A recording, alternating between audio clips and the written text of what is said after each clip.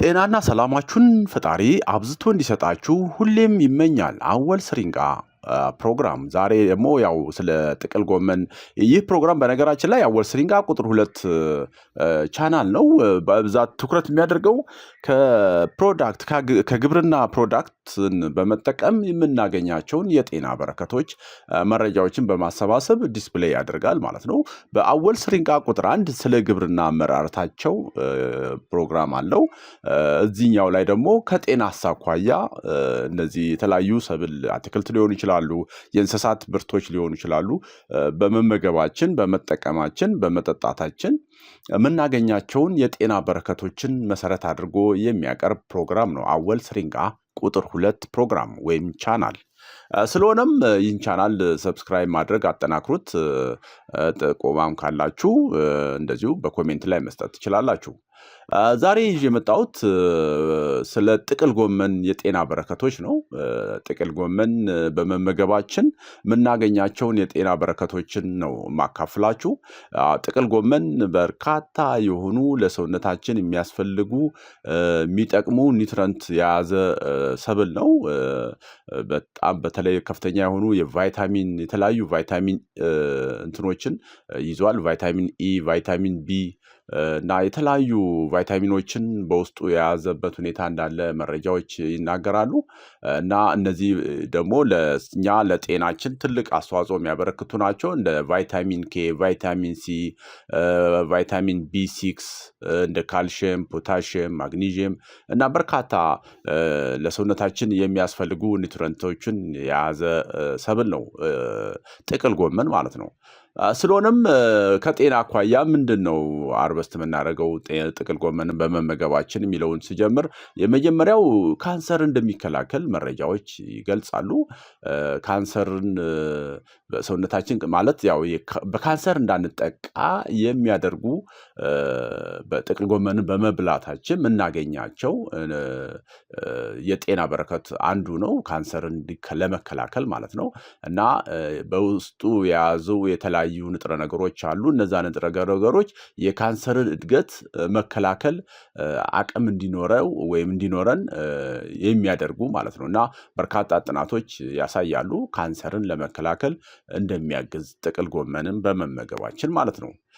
ሌላው የሰውነት መቆጣት እንዳይኖር ይከላከላል ይላል። ይህም እንደ አለርጂ አይነት የመገጣጠሚያ ህመም፣ እንደ ትኩሳት እና ሌሎች የቆዳ ችግሮች በሰውነታችን ላይ እንዳይከሰቱ ይረዳል ጥቅል ጎመንን በመመገባችን። እንግዲህ ጥቅል ጎመን በነገራችን ላይ ያው ማንኛውም አትክልት አብስለን ስንጠቀም ጥሬም ስንጠቀም የምናገኘው እንትን ሊለያይ ይችላል። በመጠኑም በጥራትም ማለት ነው። አንዳንዴ ጥሬውን ስንበላ የሚጎዱን አሉ። አንዳንዴ ደግሞ ጥሬውን ስንበላ ጥቅማቸው የበለጠ የሚሆን አለ። እና ጥቅል ጎመን በአጋጣሚ በሁለቱም ነው የሚበላው። ጥሬም በሰላጣ መልክ ይበላል፣ ተቀቅሎ ወይም ደግሞ ከድንች ጋር አብሮ ተሰርቶ ለብቻው ተቀቅሎ ሊሆን ይችላል፣ ከካሮት ጋር ሊሆን ይችላል። በተለያየ መንገድ እንደዚሁ እሳት መቶት ወይም ተቀቅሎ የምንበላው ሁኔታ ይኖራል።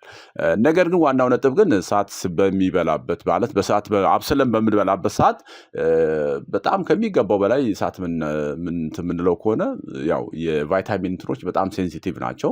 በቀላሉ ሉዝ ሊያደርግ ስለሚችል የምናበስልበት መጠን የምንጠቀምበት የሙቀት የሂት መጠን እሱን ታሳቢ ሊደረግ ይገባል የሚለውን ነጥብ ለማንሳት ነው። ሌላው እይታን ያሻሽላል። ጥቅል ጎመን ቤታ ካሮቲንን በውስጡ ስለያዘ ከእድሜ ጋር ተያይዞ የሚመጣን በጥራት የማየት ችግር በተወሰነ መልኩ ይከላከላል ይላል ያገኘሁት መረጃ። ሌላው ክብደትን ለመቀነስ ይጠቅማል።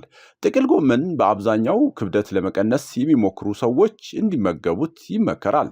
ጥናቶች እንደሚያሳዩት ከሆነ በውስጡ የያዛቸው ቫይታሚኖችና ሌሎች ንጥረ ነገሮች የጥጋብ ስሜት እንዲሰማን ቢያደርጉም የካሎሪ መጠኑ ደግሞ እጅግ ያነሰ በመሆኑ ክብደት መጨመርን እንድንከላከል ያግዛል። ሌላው የአንጎልን ጤና ያዳብራል። ጥቅል ጎመን በውስጡ ቫይታሚን ኬ እና እንደዚሁ ደግሞ ሌሎችንም ለአእምሯችን የተሻለ እይታ እንዲኖረው የተሻለ ማሰብ እንድንችል የሚያግዙ የአንጎልን ስራን ወይም ደግሞ የአእምሯችንን ስራን ማፋጠንና ትኩረት መጨመር እንዲኖር የሚያደርጉ ንጥረ ነገሮችን ስለያዘ ማለት ነው ከቫይታሚን ኬ ባሻገር ማለት ነው። ሌላው ለአጥንትና ጤና ጠቃሚ ነው ይላል። ጥቅል ጎመን እንደ ካልሲየም ቅድም እንደገልጬላችኋለሁ ማግኒዚየም እና ፖታሺየምን ስለሚይዝ ወይም ስለያዘ ለአጥንት ጥንካሬና ሊከሰቱ ከሚችሉ ችግሮች የመከላከል ከፍተኛ ጠቃሚነት አለው። ሌላው የደም ግፊት ጋር ተያይዞ ነው። የደም ግፊት መጨመርን ይከላከላል። በውስጡ የሚገኘው የፖታሲየም ከደም ግፊት መጨመር በመከላከል ተያያዥና ድንገተኛ የልብ ህመምና እንደ ስትሮክ አይነቶች እንዳይከሰቱ ይከላከላል። ፖታሺየም በርካታ ጠቀሜታ አለው እና ይህንን የያዙ ሰብሎችን ስንመገብ እነዚህን እና ሌሎችንም እንትኖች መከላከል ይቻላል። ማግኒዚየም ካልሲየምም ይዟል ብያችኋለሁ። ከአጥንት ጋር ተያይዞ እንደዚሁ ጥቅል ጎመን በርካታ ጠቀሜታዎች አሉት እና ብዙም ግን ትኩረት የሰጠነው አይነት እንትን አይደለም። አንዳንዴ በየአይነቱ ላይ ሊቀርብ ይችላል የተለያዩ ሆቴሎች እንደዚሁ ደግሞ በቤታችንም ብዙም አስበነው አይደለም የምንመገበው እና ከዚህ በኋላ ግን እንደው የምንመገባቸው ማናቸውንም ምግቦች ምን አለው ብለን እንድንመገብ የሚያስችል ነው። አሁን ይሄ ፕሮግራሙም ዓላማው ይሄ ነውና ጥቅል ጎመን በርካታ ነገሮች እንደያዘ ለመግለጽ ያህል ነው። ሌላው ለቆዳ ጤናማነት ጋር ተያይዞ ነው። ጥቅል ጎመን ለቆዳ ጠቃሚነት እንዳለው ጥናቶች ያሳያሉ። ቆዳችን በቶሎ እንዳያረጅና ጥራት ያለው ሆኖ እንዲቆይ ይረዳናል። ይሄም በርካታ ቫይታሚኖች ይዘዋል ብያችኋለሁ። ከቆዳችን ጋር በቀጥታ ንክኪ ያላቸው ወይም ደግሞ ለቆዳችን ጥራት አስተዋጽኦ የሚያበረክቱ ይዘት ስላለው ማለት ነው ጥቅል ጎመን ማለት ነው። ሌላው እንግዲህ የጡንቻ ህመምን ይቀንሳል ይላል። በጥቂቱም ቢሆን የጡንቻ ህመምና መሸማቀቅ እንዲቀንስ ያደርጋል ጥቅል ጎመንን በመመገባችን የሚል መረጃ ነው ያገኘሁት። እንግዲህ ጥቅል ጎመንን አሁን ቅድም እንዳልኳችሁ የአወል ስሪንቃ ቁጥር 2 ፕሮግራም ዋና ዓላማ የምንመገባቸው ምግቦች ምን ይዘዋል፣ ምን ከጤና አኳያ ምን ይጠቅሙናል የሚሉትን ነገሮች ግንዛቤ ለመፍጠር ታስቦ ነው በዚህ መልክ በሁለተኛው እንትን የመጣው። ከዛም ባሻገር ግብርና ላይ እንግዲህ ስናመርት በብዛት ገበያው ብቻ ሳይሆን ለኛም የምንመገብበት እንትን ይኖራል እና ስንመገብ ይህንንም አውቀን እንድንመገብ ከማስቻል አኳያ ነው በዚህ መልክ የመጣሁት። አወል ስሪንቃ ቁጥር 2 እንግዲህ ዛሬ ስለ ጥቅል ጎመን ነው ትንሽ እንትን ለማለት የሞከርኩት። በቀጣይ ደግሞ በሌሎች ሰብሎች ስንጠቀማቸው ልናገኝ የምንችለውን የጤና በረከት ይዤ መለሳለሁ። አወል ስሪንቃ ቁጥር 2ንም አበረታቱት። ሰብስክራይብ ማድረግ፣ ላይክ ማድረግ እንደገናም ደግሞ ኮሜንት መስጠትም ይቻላል። እንግዲህ እንዳልኳችሁ ነው የአገራችን በምግብ ራሷን የመቻል እንትን ከአቅርቦት ብቻ አይደለም። የቀረበውንም እንዴት መመገብ አለብን? ምን ይዞ ነው የምንመገበው?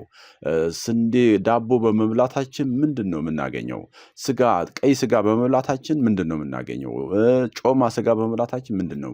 ወተት በመጠጣታችን ምንድን ነው የምናገኘው? ይሄንን ትኩረት አድርገን አይደለም የምንመገበው የምንጠጣው እና ይህንን ደግሞ በደንብ ማስረጽ ያስፈልጋል። በተለያዩ አካባቢዎች የተለያዩ ስንሄድ የመቀንጨር ችግር አለብን እንደ ሀገር ነው። በነገራችን ላይ በዚህ ክልል አይደለም እንደ ሀገር የመቀንጨር ችግር አለብን። ይሄ የመጣው ደግሞ ምንድነው የምንመገባቸው ምግቦች ይዘታቸውን አውቀን ለጤናችን ለአቅማችን የሚጠቅመውን አስበን አይደለም የምንመገበው የሚል እሳቤው ስላለና ይሄንን ለማስረጽ ነው። እንግዲህ አወል ስሪንቃ ቁጥር 2 ሰብሎች ጤና ላይ ማለት የሚያደርጉትን አስተዋጽኦ መሰረት አድርጎ ይዞ የመጣውን ፕሮግራም እንዲህ እያለ ይቀጥላል። በቀጣይ በሌላ ሰብል መለሳለሁ። እስከዛ ጤናችሁን ፈጣሪ ይጠብቅላችሁ። ቻው።